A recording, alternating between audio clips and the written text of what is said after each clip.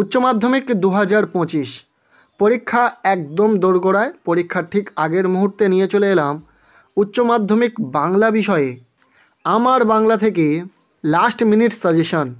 যে প্রশ্নগুলো আমার বাংলা থেকে আসার সম্ভাবনা রয়েছে পরীক্ষাতে, সেই প্রশ্নগুলোই নিয়ে আলোচনা করব আজকের এই ভিডিওতে।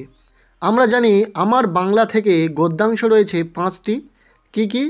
গারো পাহাড়ের নিচে, মেঘের গায়ে জেলখানা, ছাতির বদলে হাতি, কলের কলকাতা ও হাত বাড়াও।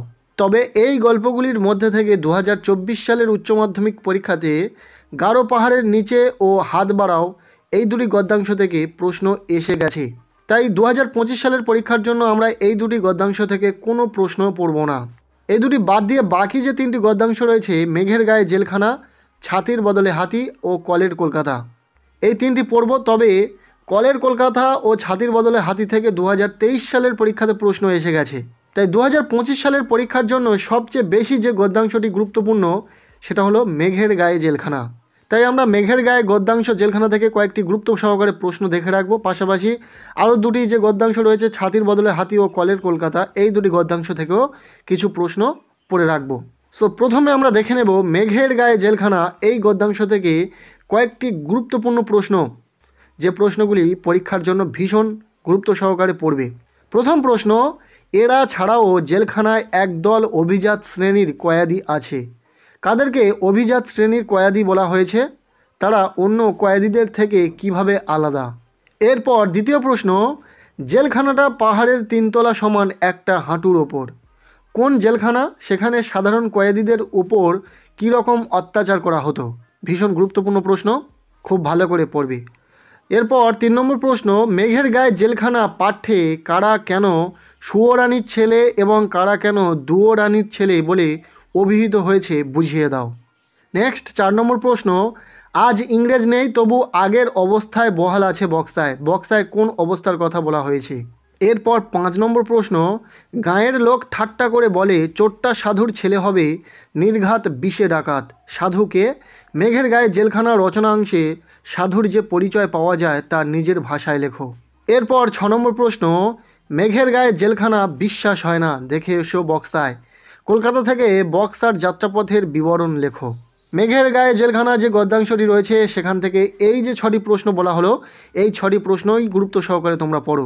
নেক্সট আমরা দেখে নেব ছাতির বদলে হাতি এই গদ্যাংশ থেকে বেশ কয়েকটি গুরুত্বপূর্ণ প্রশ্ন, যে প্রশ্নগুলি পরীক্ষাতে আসার সম্ভাবনা রয়েছে। প্রথম প্রশ্ন, তাতে চ্যাংম্যানের চোখ কপালে উঠল। তাতে বলতে কি বোঝায়? কোন বিষয়ের প্রতি ইঙ্গিত করা হয়েছে?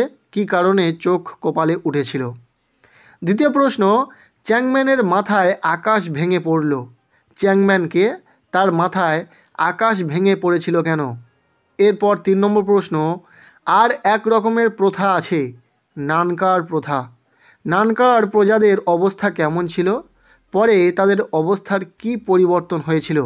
এই প্রশ্নটিও ভীষণ গুরুত্বপূর্ণ রয়েছে, খুব ভালো করে পড়বে। এরপর 4 নম্বর প্রশ্ন, ছিল জোতদার আর তালুকদারদের নিরঙ্কুশ শাসন। শাসন সম্পর্কে লেখক কি জানিয়েছেন তার নিজের ভাষায় লেখো। ছাতির বদলে হাতি গদ্যাংশ থেকে এই যে 4টি প্রশ্ন বলা হলো, লাস্ট মিনিট সাজেশন হিসাবে এই 4টি প্রশ্নই গুরুত্ব সহকারে পড়ে রাখো। এরপর আমরা দেখে নেব কলের কলকাতা এই গদ্যাংশ থেকে গুরুত্বপূর্ণ কিছু প্রশ্ন। প্রথম প্রশ্ন, হঠাৎ করে একদিন ক্ষেপে উঠল কলের কলকাতা। কলকাতার ক্ষেপে ওঠা বলতে কি বোঝানো হয়েছে? কলকাতার ক্ষেপে ওঠার ফলে কি হয়েছিল? ভীষণ গুরুত্বপূর্ণ প্রশ্ন, খুব ভালো করে পড়বে। এরপর দ্বিতীয় প্রশ্ন, চেয়ারের ওপর যিনি বসে আছেন তাকে দেখে নিজের চোখে বিশ্বাস হচ্ছিল না। চেয়ারের ওপর কে বসেছিলেন? লেখক তাকে কোথায় দেখেছিলেন? লেখকের এই স্থান দেখার অভিজ্ঞতা সম্পর্কে লেখো। নেক্সট 3 নম্বর প্রশ্ন, অমনি মনের মধ্যে গুনগুনিয়ে উঠল মার কাছে শেখা গান। মার কাছে শেখা গানটি কি? কোন প্রসঙ্গে এই উক্তি করেছেন লেখক? ভীষণ গুরুত্বপূর্ণ একটি প্রশ্ন, খুব ভালো করে পড়বে। এরপর 4 নম্বর প্রশ্ন, বছর 5 পরে নিজের চোখে দেখলাম সে আজব শহরকে। কার কথা বলা হয়েছে? আজব শহরের কোন দৃশ্যের কথা বক্তার চোখে ধরা পড়েছে? কলের কলকাতা গদ্যাংশ থেকে এই 4টি প্রশ্ন গুরুত্ব সহকারে তোমরা পড়ে রাখবে। সো আজকের এই ভিডিওতে শেয়ার করলাম উচ্চ মাধ্যমিক বাংলা বিষয়ে আমার বাংলা থেকে লাস্ট মিনিট সাজেশান, যেখানে মাত্র কয়েকটি প্রশ্ন বলা হয়েছে। অনেক রিসার্চের পর যে প্রশ্নগুলো নির্ধারণ করা হয়েছে, প্রতিটা প্রশ্ন এই ভিডিওতে শেয়ার করলাম। প্রতিটা প্রশ্নই তোমাদেরকে খুব ভালো করে পড়তে বলবো। আশা রাখবো এখান থেকে প্রশ্ন তোমরা পরীক্ষাতে কমন পাবে। আজকের এই ভিডিওটি ব্যাস এতটুকুই। কেমন লাগলো ভিডিওটি কমেন্টের মাধ্যমে জানাতে ভুলো না। ভিডিওটি ভালো লেগে থাকলে লাইক করে দাও। আমাদের এই চ্যানেলে নতুন হলে চ্যানেলটিকে সাবস্ক্রাইব করে রাখো, আর পারলে ভিডিওটি বন্ধুদের সাথে শেয়ার করে দাও।